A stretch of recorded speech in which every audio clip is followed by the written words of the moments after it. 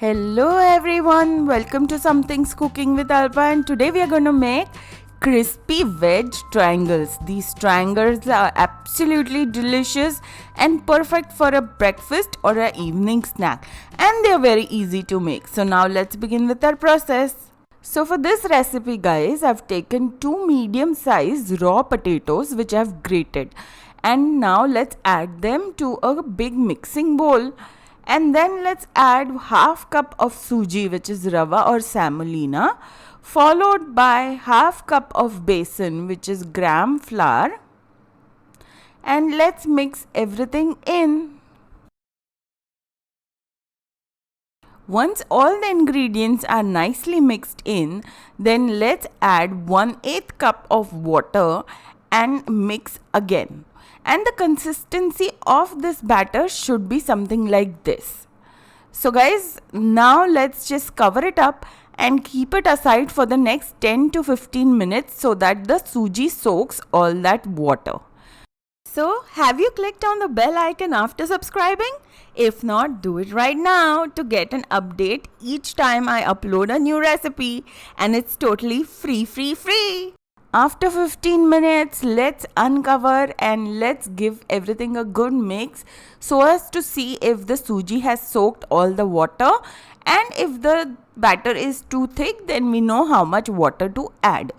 And here our batter is looking perfect. So now let's start adding 1 small onion which I finely chopped, followed by 1 small tomato again finely chopped, 1 tablespoon of boiled green peas, this is optional, 1 tablespoon of grated carrot, 1 tablespoon of red capsicum which is bell pepper, 1 tablespoon of green capsicum, followed by 2 tablespoons of coriander leaves, half teaspoon of garam masala, 1 teaspoon of jeera powder which is roasted cumin powder, followed by 1 tablespoon of ginger garlic chili paste which is adrak lasun mirchi ki paste, 1/4 teaspoon of turmeric powder which is haldi powder, juice of 1 small lime,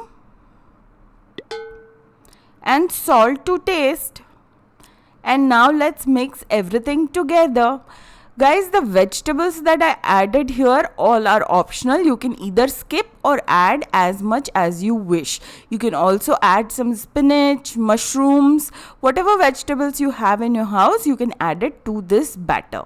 And now that everything is nicely mixed in, let's add 1/4 teaspoon of baking soda and then give everything a mix again. And remember to mix it vigorously going in one direction. And once everything is nicely mixed in, then let's take a baking pan or a cake pan, and here I've greased the pan with some oil, and I've also put some butter paper. You can also use some parchment paper. If you're out of butter paper, just apply a little bit more oil to it. And even on the butter paper I had applied some oil.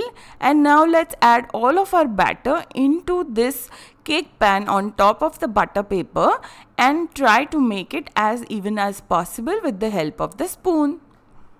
And once the batter is nice and even, then it's time for us to steam it. So in a large kadai, let's add some water, and once it starts boiling, let's keep a ring in the center of the kadai, and then we are going to place our cake pan with our batter in it on top of the ring, and then we are going to cover it up and cook it on a high flame for the next 15 minutes. It's been 15 minutes, so let's uncover and let's check if our vegetable batter has completely cooked.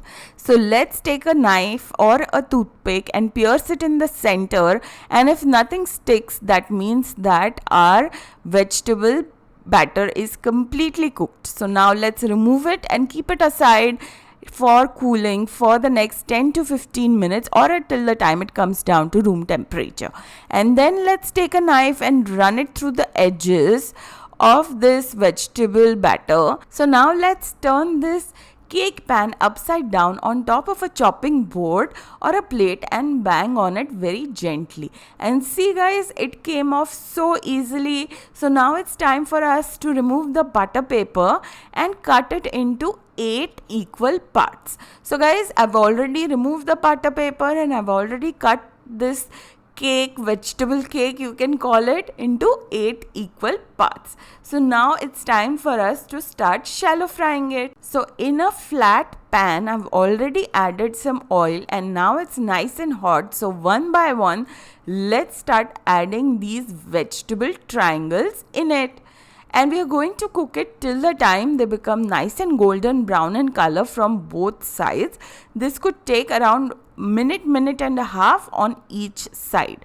So once this side is done, then we are just simply going to flip it and then cook it on the other side. Make sure that the flame is on medium high. And now that our vegetable triangles are nice and golden brown in color from both sides, it's time for us to remove them and place it on top of a plate covered with a paper towel so that it sucks all that excess oil. And the similar way we are going to cook the rest of the vegetable triangles. And here we go. Aren't these looking absolutely delicious? Do serve them while they are hot with some tomato ketchup or some spicy green chutney. And I'm telling you, this is going to be a really delicious snack. So do make it. Do let me know what you think about this recipe. Do share it with your friends and family. And don't forget to click on the subscribe button and these are the links because these are recipes which you don't want to miss. And I will see you very soon. Meanwhile, you take care. Bye bye.